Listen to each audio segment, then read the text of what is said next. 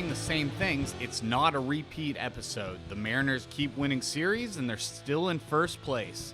We've got a big weekend ahead of us, and we've got some nice baseball to look back on. No Bella this week, which is unfortunate. Go ahead and hit dislike now.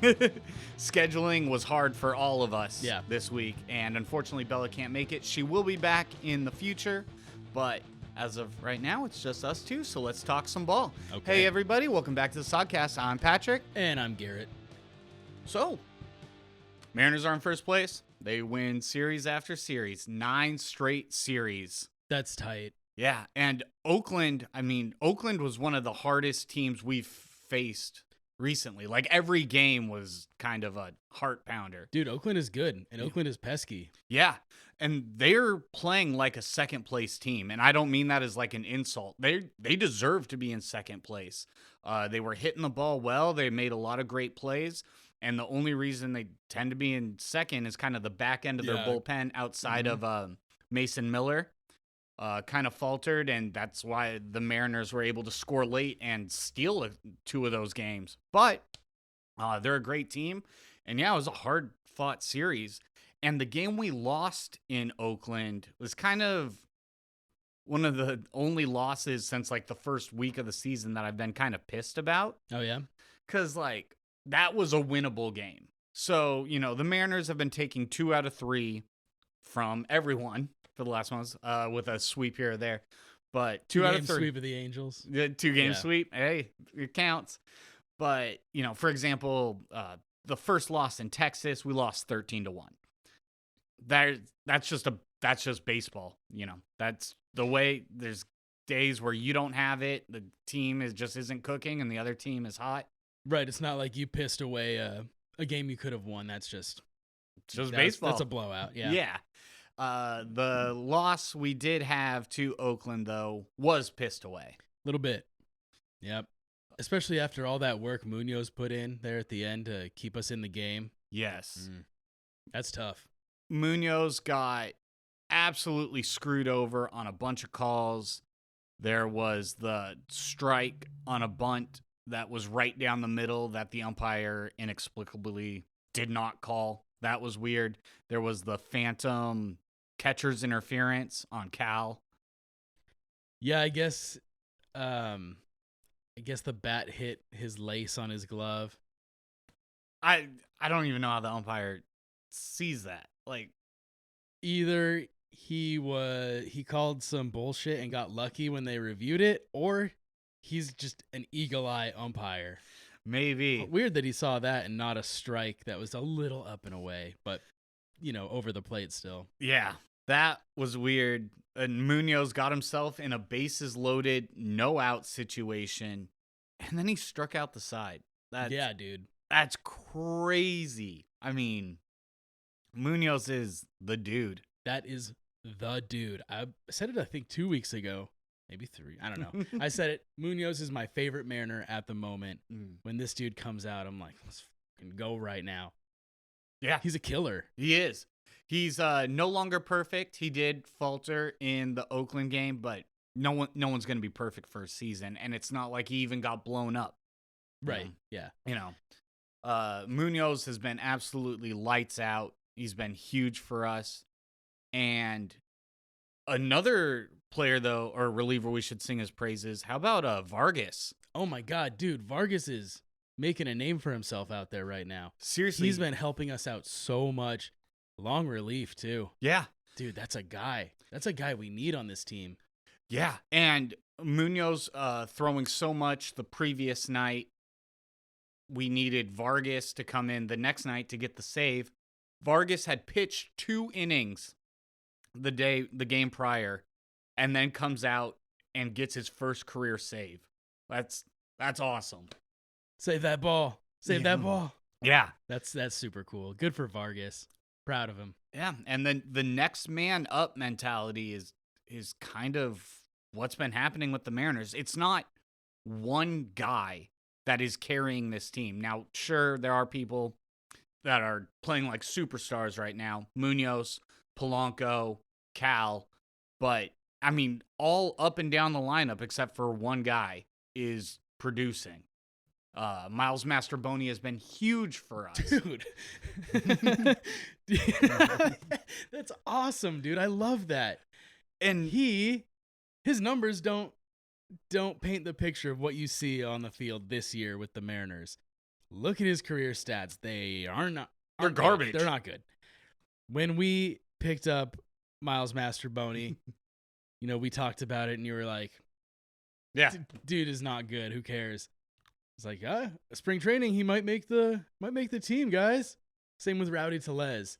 Just, a guy that came to spring training. Yeah. And then produces for the team. Yeah, so fun. Good job, Miles. Good job, Rowdy. Yeah, good job, everyone. Polanco has been hitting out of his mind, and now he's back to being 100% healthy. Polanco, batting Play from in second base, which was I don't love it, but hey, we give Demo a day or Rivas a day, whatever. And he's batting from the right side again now, so his hip must be feeling better. It's awesome to see Polanco fully, like, this isn't even my final form type shit. Yeah, for sure. He's just getting better. Demo came back from injury and immediately made an impact. It's like he never left. Stealing bases, making plays, hits, RBIs, sac flies. I mean, he's been back for, 2 games now, and he's already made an impact. It's just... Ben Williamson, another guy, gets called up. Oh, who's this Ben Williamson guy? Well, he's got a great glove. We're calling him up for his defense. We don't know how it'll hit. Hit's awesome. He's hitting the hell out of the ball. Dave Niehaus, Edgar Martinez, Ben Williamson. These are the names you think of when you think Seattle Mariners. And he's been phenomenal. JP has been hitting the hell out of the ball. Dude, yeah. It's just... I was so concerned with our infield to start the season. Yeah. I was just down. It couldn't get worse. I was like, we don't even have an infield. We have JP. Everybody else is some guy. And we have JP after he had the worst season of his career last year. I had faith he would bounce back, though. Yeah, but still, we're like, oh, is this the trend? Is he down? Nope, not at all. Actually. Down year. He had a down year. And now he's back to being phenomenal. Rowdy is good at first base. Yeah, defensively. Yeah, he's better. And he has proven that he can get clutch hits. I mean, he had the RBI single in Texas when we won 2-1 in the 9th inning, hitting Polanco after Polanco got his hustle double. Rowdy Tellez can come through in the clutch, and he's proven it. He does have pop.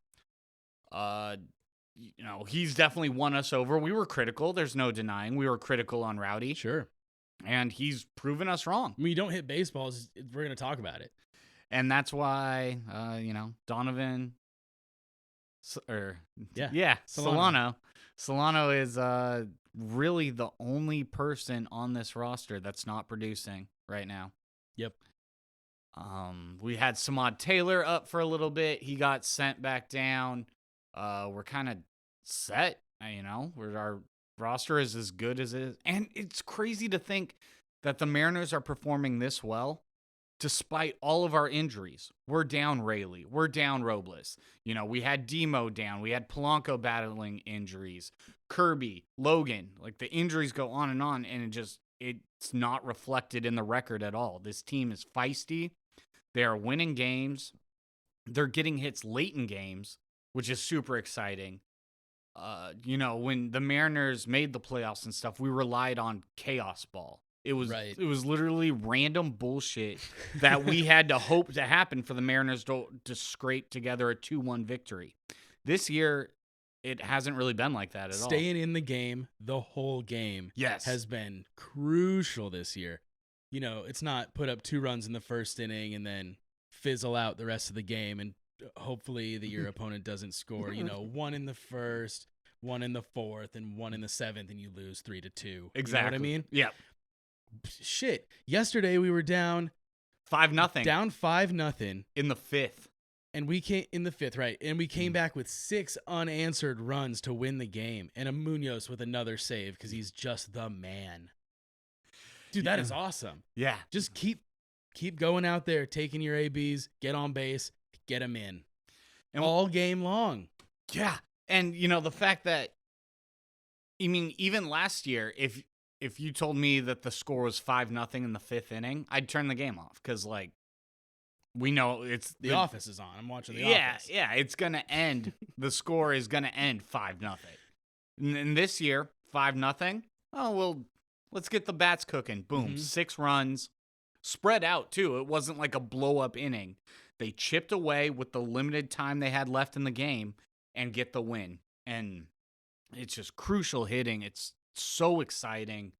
And it's up and down the lineup. It's not, stacked the first 3. You get on base, you pop out, and then nothing happens. Scoring runs early. JP hit first pitch home run a couple days ago. Yeah, against Texas, he had that leadoff home run. I think it's funny. JP has had leadoff home runs this year. Demo's had a couple. Julio's had one. We're plugging, when you plug in power hitters, but the fact that any one of those guys can lead off the game with a bomb and it's not unheard of or crazy. It's really cool. I'm just so happy with this team. And like I said, the losses that they've had, yeah, you're going to lose sometimes in baseball. That's the name of the game. You're not going to sweep everyone. There's the old saying, in a baseball season, you're going to win 60 games. You're going to lose 60 games. It's what you do with the other 40 that matter. So losses are going to happen. But if you keep taking 2 out of 3 every damn time, what is there to complain about? Yeah, man, it reminds me of when we went on that 14-game run where we just couldn't lose, And that didn't last long. That was, the Astros were so far behind us, and they caught right back up, and we were like, how did this happen? So I just think that those 14-game win streaks are super cool and fun at the time, but that's absolutely not sustainable. Right. But taking 2 out of 3 is very sustainable. We've done it 9 series in a row now. Yeah. If we can keep that up, that's big time shit. Yeah, it really is. And we have our work cut out for us this upcoming series, not to jump too far ahead, but Blue Jays and the Yankees back-to-back in T-Mobile Park. It's a lot of out-of-town fans at T-Mobile. It's a lot of out-of-town fans. At least the Blue Jay fans that come down from Canada. The Yankee fans are a bunch of people that have never even been to New York. Yeah. Have never even been to the East Coast, and they bought the hat. They bought a Yankees hat, and they're like, I've always loved the Yankees. You don't love shit, you fucking liar. Hell yeah. The Yankee, the Blue Jay fans, I get it. National pride and stuff. Even though Toronto is all the way over here and we're in our little corner, they come down. I get it. National pride, Canada, I understand. But to be a Yankee fan that is local, they're not coming from some probably come from New York, but a lot of them are from here, and they're just there to be dicks. Yeah, they're just there talking about how much they love the Yankees and stuff like that. Never been to New York. Probably never been past Kansas, and they're like, "Oh, I'm a diehard Yankee fan." No, you're not. So going back to how we can win and lose ball games, though, how there's that game where we lost 13-1. What can you do? There was the close game that we lost, though. What do you think about Dan's decision to load up the bases? We kind of touched on it after Munoz made his amazing performance there at the end of the game. When go into the next inning, and go ahead. You talk about it. So for anyone that didn't see how the Mariners lost that game to the A's, that's the winnable game you were talking about. That was the winnable game.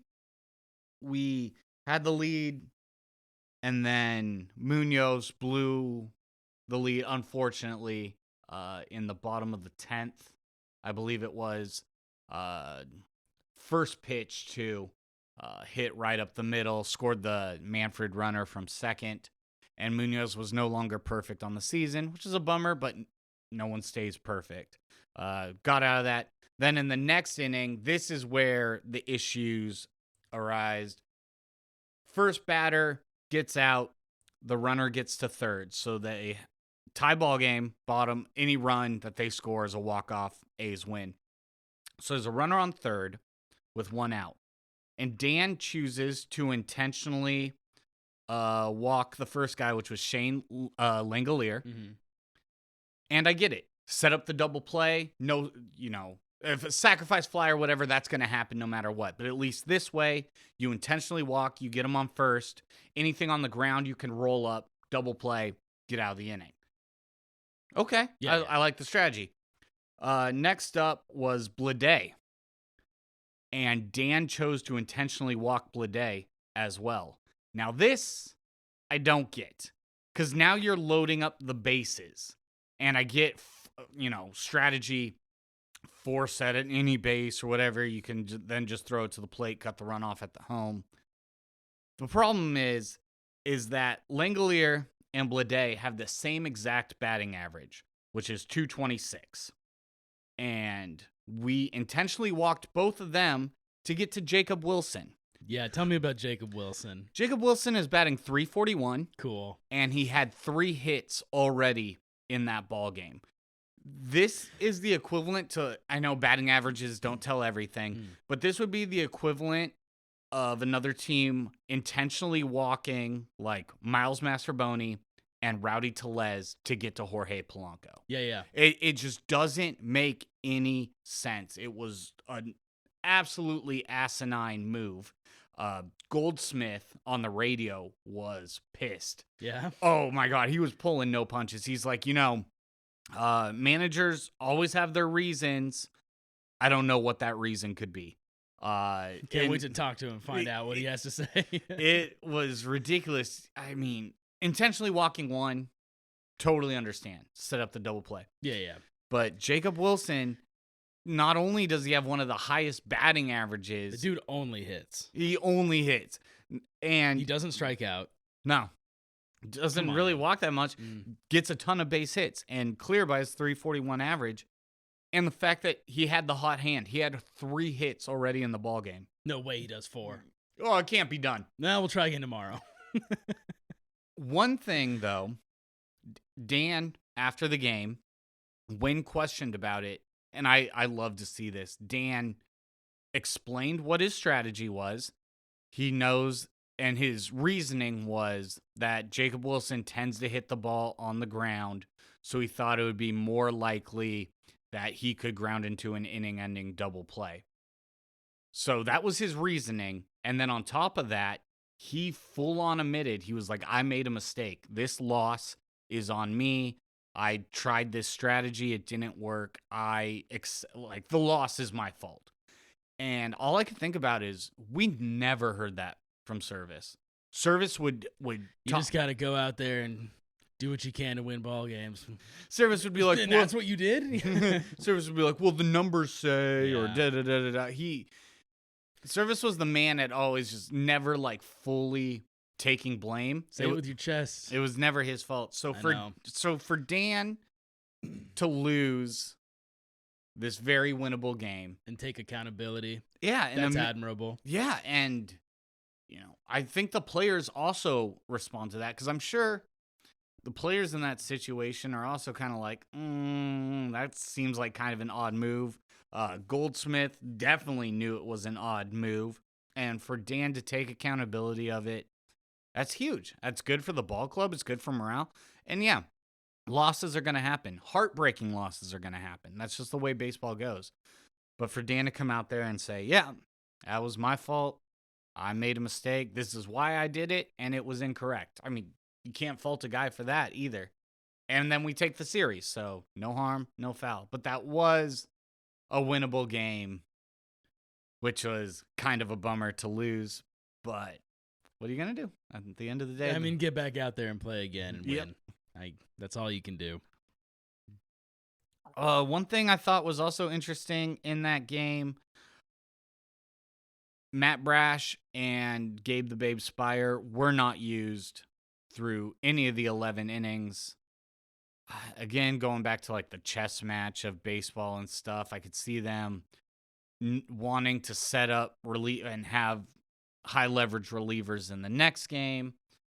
But Spire and Brash were both rested. They had not pitched the previous day. That's what I was just checking on. Yeah, no, they had not. Did we talk about Matt Brash's return? Oh, I don't even think we mentioned it. oh, we didn't. Yeah. Let's talk about that. Matt Brash is back. Yeah. That's huge, and he is back to being dominant. He's awesome. Slider's nasty. He's so good. Yeah, it's so huge to have Matt Brash back. I'm glad you mentioned that because, yeah, we kind of forgot to mention it with all the other stuff going on. Yeah. The return of Matt Brash had not pitched since 2023, which is insane. And, you know, what's also tough about that is that the year that after Brash got injured, the year previous to that, he was the most used reliever in all of baseball. I think he pitched like 73 innings. I think it's something like that. It was the most of any reliever in all of the majors. And unfortunately, that usage then led to his Tommy John surgery, long recovery. But he's back. And that's awesome. We love Matt Brash. Sometimes it looks like he's throwing frisbees out there the way that slider is insane. Top tier velocity, great guy, and it's so good to have him back. I can't imagine the amount of work it takes to have that surgery and then build back up and make your way back onto the team. That's crazy. I have no idea what that entails, but I probably couldn't do it. Well, think about also how many relievers don't come back from that. A perfect example for that is oh, this is so sad. I'm already spacing on his name. It started with an S. He had that crazy long streak. He had like a 23 appearance scoreless streak for us. And Seawald, Sadler. I think it was Casey Sadler. Okay. And then he got hurt. And we were like, oh, he got hurt, but he'll be back. And has never made it back to the big league roster. Yeah. So, you know, for these relievers, we always say that they are a dime a dozen. And, you know, there's elite relievers out there, but you never know if it's a flash in a pan, if it's a 1 year thing. And relievers are so finicky, and it's just so hard. You're not going to have an elite relief pitcher for 7 years. It just doesn't happen. You know, there's an occasional Mariano Rivera, but look at Edwin Diaz. I was just going to bring him up. Yep, exactly. One of the best closers the Mariners have ever had.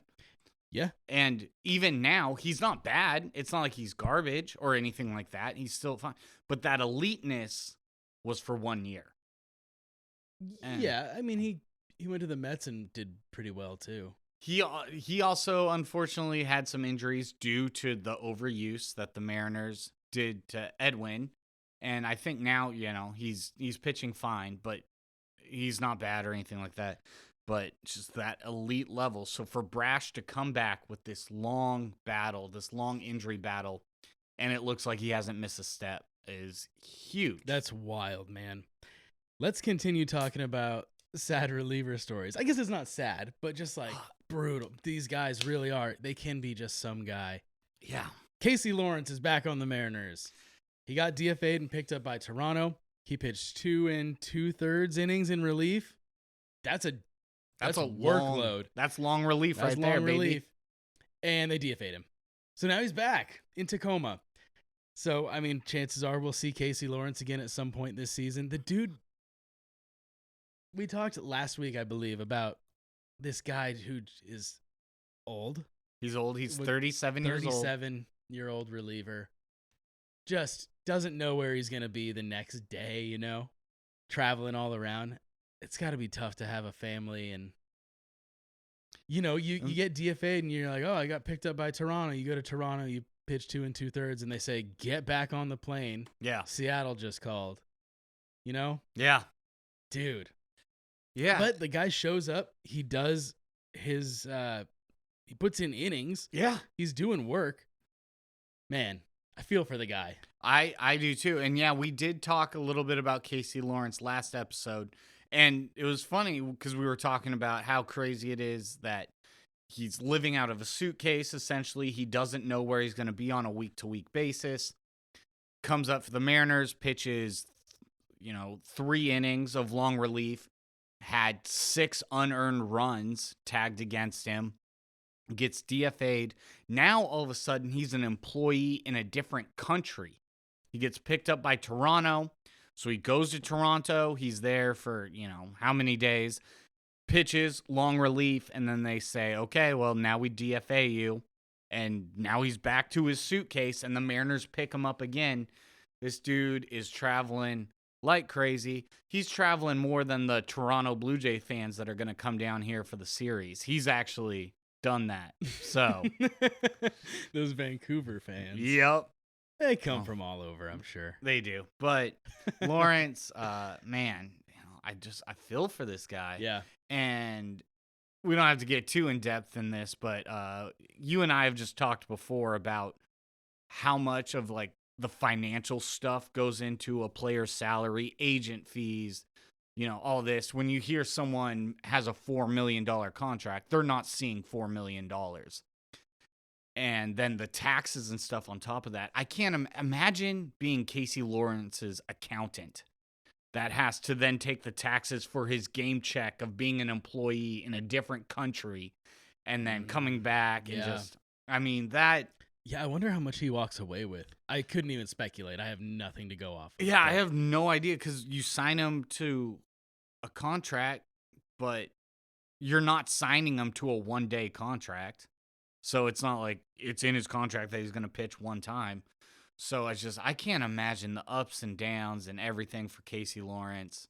I'm hesitant to even put numbers out there. Like I said, this is not speculating, but could you imagine going through that, getting DFA'd, going to Canada, pitching 2 2/3 in relief? You walk away with like $6,000. Yeah. And you're like, all right, that's completely made up. Don't put any stock into that number, but that'd be wild.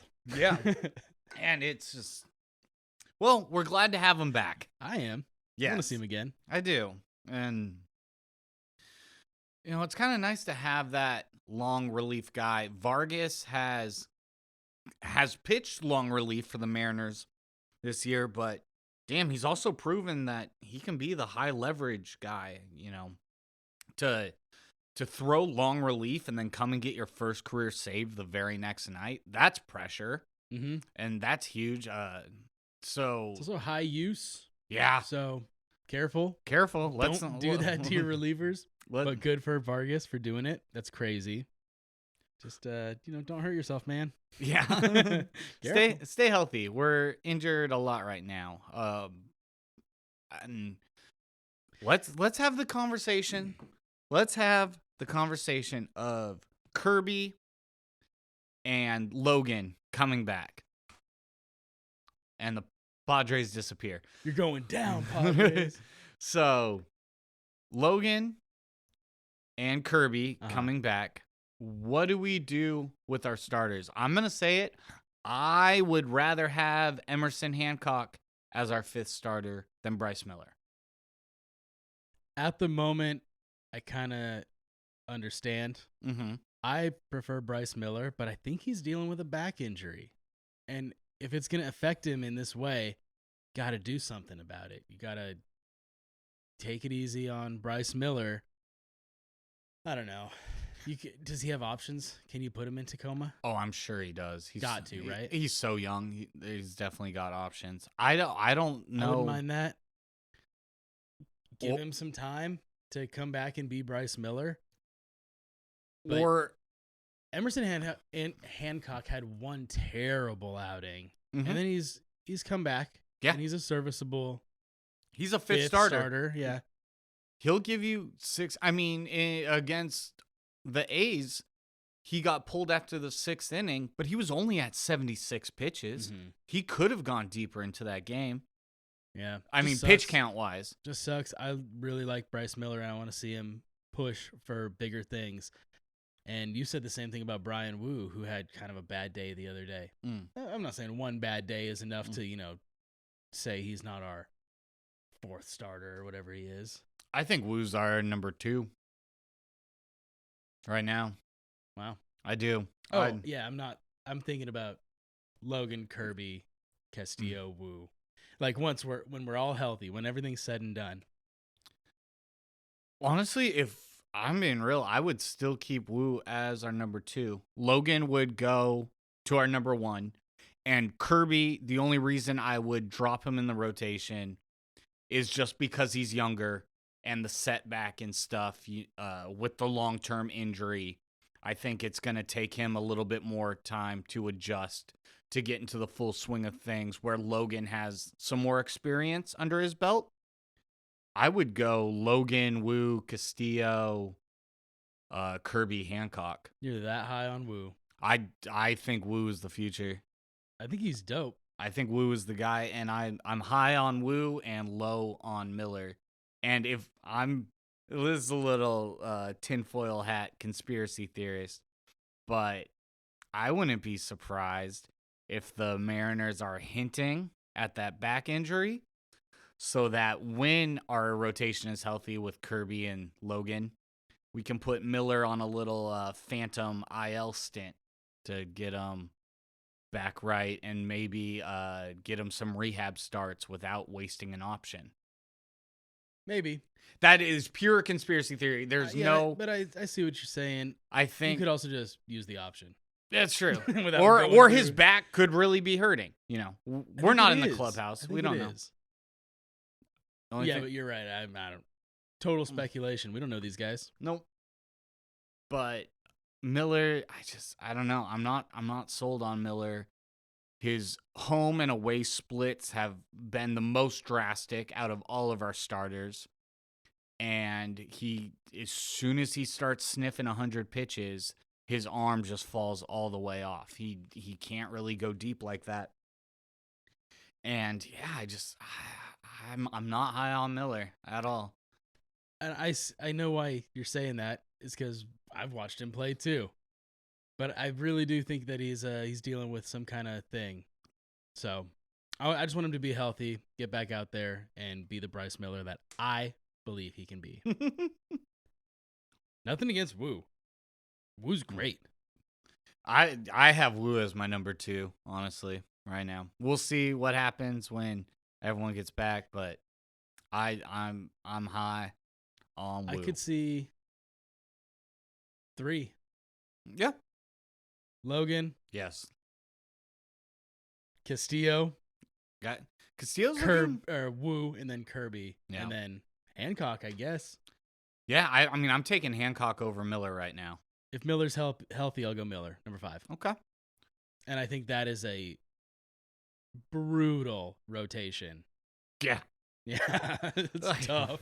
There's not one guy in that rotation that a team is going to be like, oh, well, at least we're facing Luis Castillo today. For sure. Hey, we're on pitchers right now. You want to talk about Luis F. Castillo? F. And who we got for him? Everyone's favorite player, cash considerations, baby. He's back. Everyone loves cash considerations, and F. Castillo got the F out of town. Where is he? A Blue Jay? An Oriole? No, Oriole? Yeah. Well, that makes sense. Orioles are down in the dumps. Those poor guys. Maybe he'll give him a chance to win games. Go out there, give up 4 runs, and they still win. Who knows? Wish him the best. Yeah. But good luck, dude. Not here. Yeah, it doesn't really hurt us at all. And plus, seasoned veteran, top of the line guy, cash considerations. That dude has been everywhere. Always good when cash considerations joins the squad. I've always wondered too, like they're like, we'll consider giving. That's right. I always think about that. We'll consider giving you money. They're like, keep us updated. Yeah, let us know if you. Yeah, it's a deal. Honestly, I think I don't even know how it fully works out. I think that's like the difference between like cash considerations or a player to be named later. We'll find someone to give you. Yeah. That's so good. Yeah, we'll pay you, or we'll just give you a AA guy. Yeah. But player to be named later. Yeah. But cash considerations, welcome to the team. Love to have you. This is not strictly Mariners related. This is baseball related, though.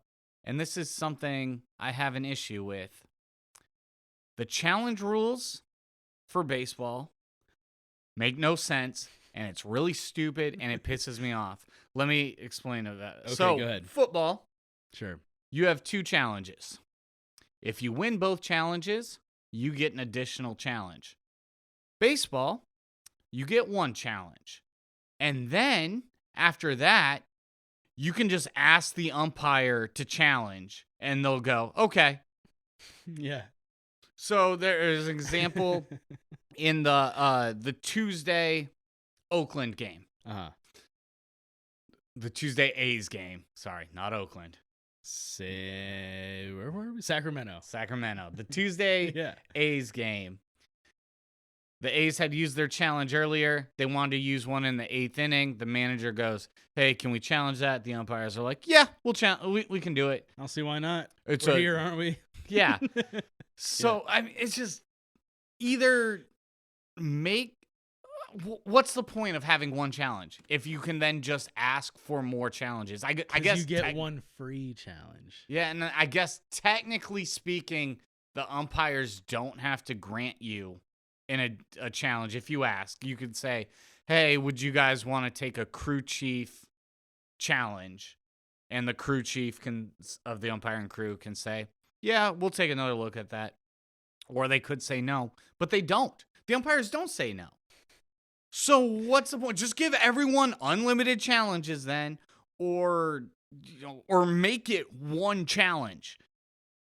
I don't know. That really bothers me. That's such a dumb rule. Seems like something that'll probably get changed in time. But I don't think it will, strictly just because it hasn't been an issue. You haven't exactly. Once there's a John Boy video come out about it where it's like, these are all the times it's been abused. We need to change things. Then the MLB will be like, oh yeah. When you compile it all into 1 video that we can watch in 14 minutes, now I see what you're saying, you know? Mm-hmm. I just think I don't know. Just make a uniform rule. But the fact that, they used up their challenge, but they asked nicely, so we're going to give them another one. That's just kind of pointless and dumb. Call up Raul Ibanez and explain that to him. Isn't he the guy who decides those things? I think he's somewhere higher up there. Yeah. Give him a ring. Give him a piece of your mind. Let's see. One more thing before we kind of touch to this upcoming series. Cal Raleigh in the Tuesday game as well, that the Mariners won to took the series. Pinch hit, 2 RBI single. Coming off the bench, it was supposed to be his day off, full day off. No DHing. No, it was supposed to be his day off, which, God bless him. I don't think I've ever seen a catcher play more than he does. And he did that last year. He caught more innings than any catcher in baseball. And this year, when he's not catching, he's DHing. He's still in the games. And they wanted to give him a full day off, and the Mariners needed a big-time hit.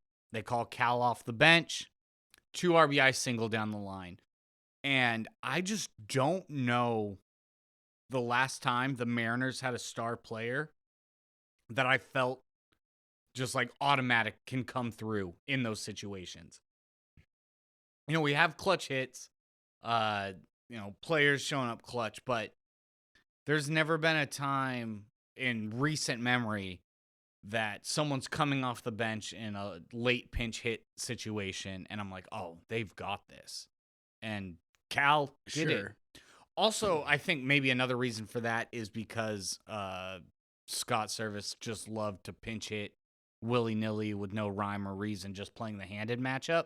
So you hear a pinch hitter come in and, it's just some guy. And you're like, okay, just because he's right-handed. Yeah. So he's pinch hitting for Josh Rojas a year ago. Right, exactly. This, Cal, to come in that spot and get it done. I couldn't believe it. I could believe it and couldn't at the same time. You know what I'm saying? Like, I do. Yeah. Dan is also doing the, starting the game with the handedest matchups, building the the lineup that way. Yeah. And then saving the guys for later when, you bring in the reliever and you can bring all your lefties in. Mm-hmm. And it's phenomenal. Yeah, there just seems to be more of a method to it with Dan. That's how you're supposed to do it. Then with Scott, not in the 9th inning when your hitter is 3 for 3 and you pinch hit him for a handedness matchup, and you're like, "What are we doing? Why would you put this guy in now?" Yeah, this guy can't hit lefties. Yes, he can. Yeah, Josh Rojas is 3 for 3, but we're gonna pinch hit Mike Ford. Sam Haggerty. Yeah, Sam Haggerty. Yeah, we'll pinch hit Sam Haggerty. Why not? Because he can play the handed matchup. Yeah, Dan definitely has more rhyme and reason to it. And yeah, but for Cal to come through in that situation and just, big time players make big time plays. And that was a big time play. That was huge. Yeah, dude. Yeah, God, this team is so much fun. A lot of fun. And the games that they lose, like I said, they haven't pissed away any besides the one A's game. So there's just so much to be excited about. Speaking of excited and a really intense baseball, Blue Jays and New York. Sorry, Padres. We'll get to the Padres later. Toronto and New York coming to our stadium, back-to-back series. That's intense, and I really, really hope the fans show up. The Mariners have been playing well, and yes, the invasion is going to happen, but I at least hope it's like 50-50 for Blue Jays. The Yankees, I don't care as much because 90% of the Yankee fans that will be in the stadium are all bandwagoners who, don't know the space need or the what's a monument? The Statue of Liberty. Oh my God, I fumbled that. Cool analogy, man. I just say that they bought the hat. Bunch of guys who bought the hat. They couldn't tell the Statue of Liberty from the Chicago Bean. There you go. I just pretend I said that the first time. I got there. No one bats 1,000. What can you do? But Toronto. It's the 8th inning. It was kind of a clutch moment. You kind of had to nail it. I popped out. It's okay. I'll come in relief and I'll save us. This is me doing it. Yeah, all right. You nailed it. It's going to be fun, and it's going to be important games here at the end. Here at the end of the episode. And at the end of the episode. Call it. Let's wrap it up. Let's get out of here. Let's wrap this one up. Blue Jays, Yankees, back-to-back, big important series. Yeah, that's what I was trying to say. And, New York is a good team. Anything that's... And those... We're closing it out here, I promise you. With the Yankees coming to town, that's always good for the Mariners because it gives us a lot of national publicity. It's always huge when because the Yankees get the most cameras, most Instagram posts from MLB, them and the Dodgers, right? Those are the two big markets, the biggest markets in baseball. So if the Mariners show up against the Yankees, let them know that it's our house and take the series. That's going to be everywhere, and everyone will be talking about the Mariners. The Mariners need to show up. I'm more worried about the Yankees series, obviously. Toronto, we know they're a beatable team. We know the Mariners can handle them. I'm just worried about the fans, being a bunch of Blue Jay fans taking over the stadium. I don't want our players to get rattled or think that they don't have the support. They do have the support. They'll be fine, I think. And I don't think the Yankees are excited to come see Cal Raleigh in his house. Yeah, let's. I think they're shaking in their little baby boots, and they should be. There's a yank in my boot. Yeah, but these series are huge, exciting baseball, and then after that, we start a very long road trip, which is something the Mariners have not really done yet this year. The road trips we've been on have been pretty limited, kind of small sample sizes. I mean, our first road trip was 3 games in San Francisco. And then that was just a nothing. Yeah, trip. and then Texas, A's, and we've been to Cincy. We've had a couple road trips, but the one coming up after these series is a very, very long road trip. But we'll get into that next episode. Mm-hmm. But as of right now, I mean, these are the guys that are on the table, and hope the Mariners keep doing what they're doing, keep winning series, and everyone will know. Everyone will be talking about the Mariners. I mean, we're already hearing more rumblings now. Especially of Cal Raleigh. Yeah, Cal is everyone is like, this is the guy. Yes.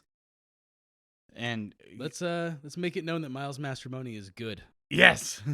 Let's get 11 series wins in a row. Let's take Toronto. 10-11. That's right. Let's take them. 12. And then we'll worry about the long road trip.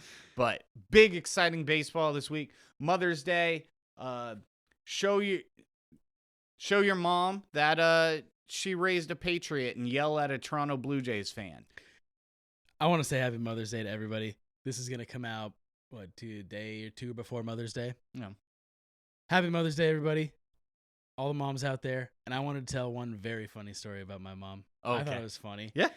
I mean, moms are great. Yes. They're always doing stuff. My mom watches or listens to every game. Yes. She's tuned in. I'm in the car with her the other day. We're listening to the game, and she goes, Mastrobuoni? That's a funny name. Like, yeah, it is. And every time I'm this late in the season to be like, huh. It's like, you know this. What are you? I just thought it was a very cute mom thing to do. Oh, yeah. And, anytime I'm over visiting your parents. My mom is your mom. Yeah. The game is always on. Yep. It's on the radio. It's on multiple TVs. Any room you go into, the Mariners game is on. Huh. She pays attention. She talks about it. She knows ball. But she's like, yeah, Mastrobuoni. Interesting name. What are we doing? Yeah. Okay. Thanks, Mom. And I want to give a shout out to my mom. She's my biggest fan. She supported us from day one. And I love you very much. And love to all the moms out there. And when I see your mom at the grocery store, she's like, good episode, Garrett. I'm like, yes. Yeah. Moms are great. Happy Mother's Day, all the moms out there. Happy Mother's Day. Hang out with your mom and watch them take on the Blue Jays. And the Mariners. Yeah. Yeah. The Mariners take on the Blue Jays. Mm-hmm. Or prove you're a Patriot and you take on a Blue Jay. Let them know Mama didn't raise no bitch. All right. Thank you all for joining us. This one was scattered for us. We're thankful that we were able to put this one out. It has been a hassle. Now I'm off to go play some softball. I'm jetting out of here. You better win. I'm gonna. All right, man. All right. And with that being said, go Mariners!